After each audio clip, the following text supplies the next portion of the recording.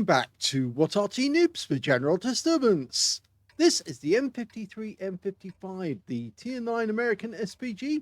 This one is on the southwest spawn of Westfield, and it's under the command of NightshadeBunny. And I think we saw the equipment briefly. There was a rammer, a gun laying drive, and I think there was something else in there as well. Oh, no, trying to back up a slope like that is a little difficult. You might want to actually go up the easier way. That's it. Okay, good firing position here. Okay, it's an 8-inch howitzer. It's capable of doing 900 alpha and 52mm of pen with 10.5 meters on the blast radius. Okay, there's the target. Instead, she seems to be going for this tiger mouse who suddenly appeared in this corner in the dip. Rounds out. And that's a direct hit. We'll have to wait and see how much damage she did to that tiger mouse. Oh, he suddenly appeared and he is missing a chunk of hit points. Huge amount. And he's still stunned. Now, as you all know, it's better to actually attack a tank that is in sight of your teammates, because then they've got an incentive to actually hit it for extra XP, or rather for the stun assist. She fires the round in, backs off to see what happens, and she does get a direct hit. 202. And he gets more stunned. The shell landed on the engine deck, so yes. Oh, that was another direct hit from our teammate, who happens to be Object 261. So he's focusing on the same target. And in fact, now he's down to just 379 hit points. So it's possible that NightshadeBunny of OLIMP can actually get a kill here. Lines it up, rounds out. Notice how she pulls back again. Sometimes that doesn't work. You pull back just as you fire, and of course then the aim's moving and it becomes less accurate.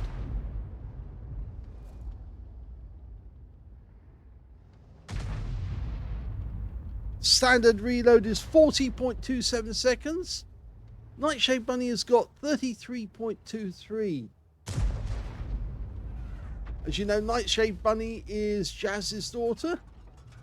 And, oh, he's backing away. He's actually trying to run now. He is a one-shot. But he's trying to get back into the dip because he realizes that he's so badly damaged. She's trying to wait for him to stay still just long enough for the shell to hit the target. She fired and then pulled back again. But this time round, she did get the kill. And the tiger mouse is no more. And the Super Conqueror is down. But unfortunately, our Badger died as well.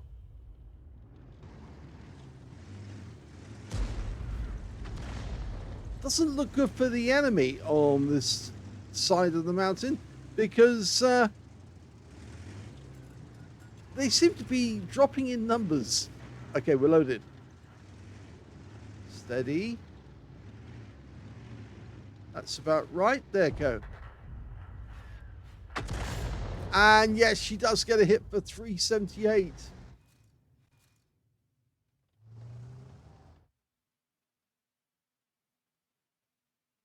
Having a quick look over the other side of the battlefield, there's a bit of a problem here because all of our defenders on this route have been wiped out. And the Object 261's a little further up the hill, and all we've got is a Wizzy 111 GFT to defend us if they suddenly appear on this side of the valley. So, yes, that doesn't look good. We'll just have to wait and see if they turn up. Object 263, Tier 9 tank destroyer. She fires, and she does get a hit. You notice how she pulled back there, and you couldn't actually see where the shell landed. She pulled so far back that it was obscured by the ridgeline.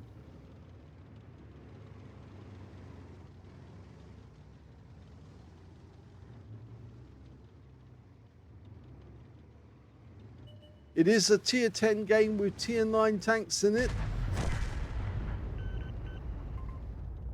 And now she's indicating she's going after the can opener. A lot of changing of angle of shot.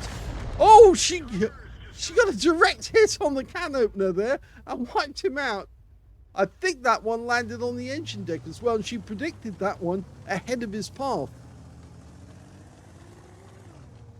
She worked out he was going down the hill, so she put the shell ahead of him, and he went straight underneath it. And yes, the enemy is coming down the hill, just as we predicted. And that makes it difficult, but we do have that Wizzy. And of course, some of our teammates will stick around to defend us.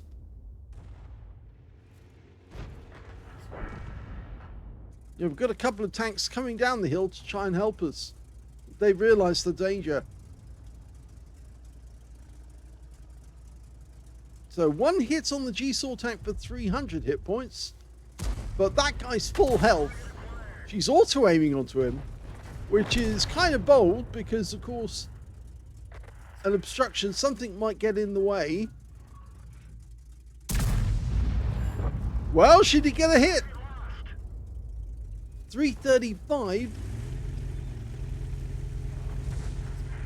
And the Waffenträger's gone. We're 2 up on the enemy.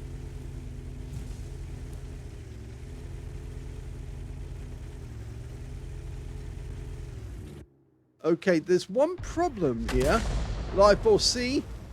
The enemy have got a Shure MV7X up on the heights. Now, he might be able to see her from here.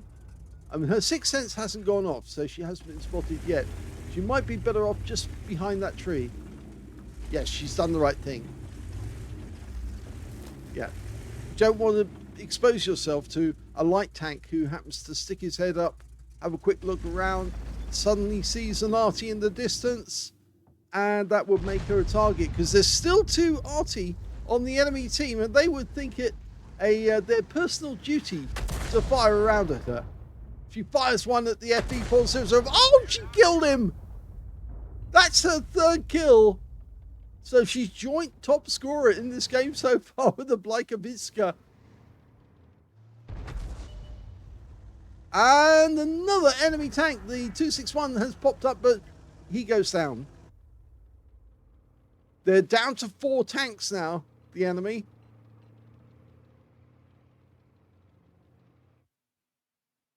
They still have that Shure MV7X, but he's now actually retreating.